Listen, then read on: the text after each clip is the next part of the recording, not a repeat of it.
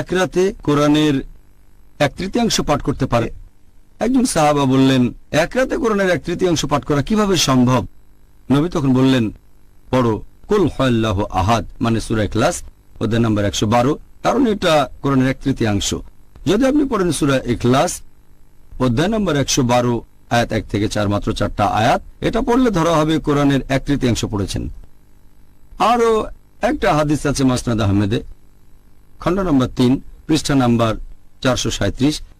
এই হাদিসটাকে সহিহ বলেছেন শেখ আলবানী তার সিলসিলা আল সাহিহাতে, হাদিস নাম্বার 589। আমাদের প্রিয় নবী মুহাম্মদ সাল্লাল্লাহু আলাইহি ওয়াসাল্লাম বলেছেন, যদি কেউ পাঠ করে সূরা ইখলাস 10 বার, সে নিজের জন্য বেহেশতে একটা ঘর নির্মাণ করল। যদি কেউ পাঠ করে সূরা ইখলাস কুল হুয়াল্লাহু আহাদ 10 বার, তাহলে সে বেহেশতে একটা ঘর পাবে।